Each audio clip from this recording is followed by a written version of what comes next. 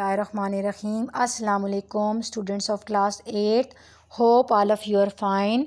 Dear students, in previous lecture we have studied about the impact of human being on biodiversity.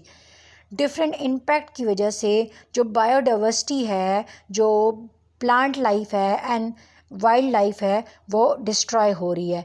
और इस impact की बहुत सारी reasons हैं, जिसमें अनएम्प्लॉयमेंट है, ओवर पॉपुलेशन है, rapid growth in human population, और जो इलिटरेसी है वो भी एक रीज़न है कि ये जो ह्यूमन बीइंग का इम्पैक्ट है ऑन दिस वाइल्ड लाइफ वो बढ़ता जा रहा है। नौ नेशनल एंड इंटरनेशनल लेवल पे कुछ यूनियंस कायम की गई हैं जो कि प्रोटेक्ट कर रही हैं, कंजर्व कर रही हैं इस बायो लाइफ को, बायोडाइवर्सिटी को, बोथ प्लांट एंड एनिमल्स को, टू कंजर्व इट। ठीक है, these unions are International Union for the Conservation of Nature and Natural Resources IUCN and World Wildlife Fund Pakistan.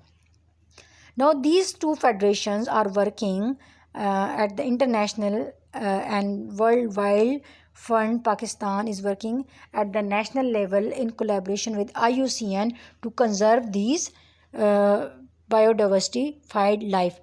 Now different schemes or projects have been started. Number 1 जो है वो है national conservation strategy, जो कि 1980 में बनाई गई IUCN and the government of Pakistan. और इस स्ट्रेटजी के ज़रिए प्लान बनाया गया कि डिफरेंट स्पीशीज़ को किस तरह से कंजर्व किया जाए। The second one is UN convention on combating desertification. Pakistan का 80% जो एरिया है वो डिज़र्टिफाइड है, ड्राई है। कुछ तो क्लाइमेटिक रीजन हमारी ऐसी है, कंडीशन ऐसी है, और कुछ ह्यूमन एक्टिविटी की वजह से भी जो फर्टाइल लैंड थी वो पुअर कल्चरिंग प्रैक्टिसिंग की वजह से अब वो ड्राई हो गई है। सो ये जो ट्रीटी है ये 1997 में साइन की गई to conserve this dry lands.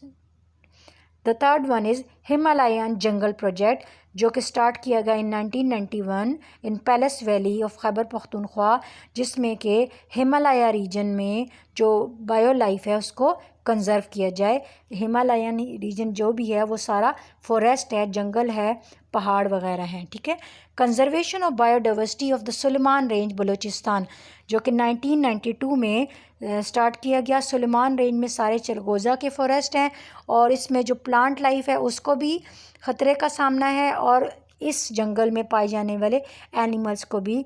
तो कंजर्वेशन जो है WWF ने स्टार्ट की इस फॉरेस्ट की।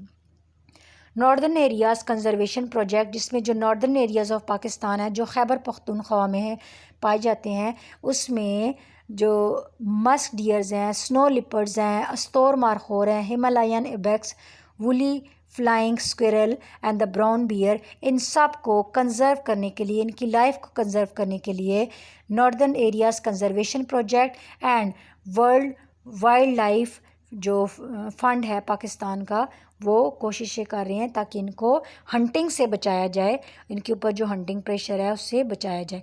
Conservation of migratory birds in Chitral KP, जो पाकिस्तान का एरिया है वो उस रूट पे आता है जिसमें कि बर्ड्स ठंडे इलाकों से माइग्रेट करके पाकिस्तान आते हैं, थल एंड चोलिस्तान में। 1992 में WWF पाकिस्तान ने एफर्ट स्टार्ट किए हैं कि वो इन माइग्रेटरी बर्ड्स को, जो कि अप्रॉक्सीमेटली 200,000 आउट ऑफ 1 मिलियन जो है वो ह्यूमन हंटिंग का शिकार हो जाते हैं। तो ये एक बहुत बड़ा हंटिंग प्रेशर है, जिसको रोकने के लिए conservation of migratory birds project start किया गया, और ये 1992 में WWF ने ये एफर्ट्स इनिशिएट की। Conservation of Chiltan मारखोन, Chiltan markhor जो कि हमारा एक नेशनल एनिमल है, और सिर्फ हज़ारा गंजी नेशनल पार्क जो कि कोयटा में है उसमें और उसके इर्द गिर्द एरियाज़ में पाया जाता है, उसको कंजर्व करने के लिए ये प्रोजेक्ट स्टार्ट किया गया। इसके अलावा वो गेम्स जिसमें कि जो बियर्स हैं उसको यूज़ किया जाता था, उस पर भी बैन लग गया है।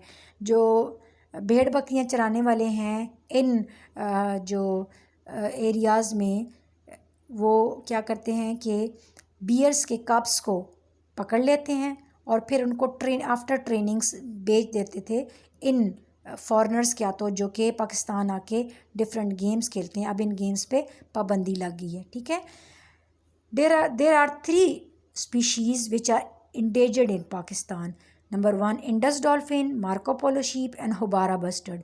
इंडस डॉल्फिन एक अंदाजे के मुताबिक अब सिर्फ 600 animals of Indus dolphin species have been left in the Indus river. And ये जो इतनी मार्केटली रिड्यूस हो गई हैं, एक तो ह्यूमन हंटिंग प्रेशर है, दैट इज़ पोचिंग, फिर वाटर पोल्यूशन भी हो गई है, तीसरा अब उनका हैबिटेट दैट इज़ वो जो एरिया जिसमें ये रहते हैं वो भी आहिस्ता आहिस्ता रिड्यूस करता जा रहा है, ठीक है।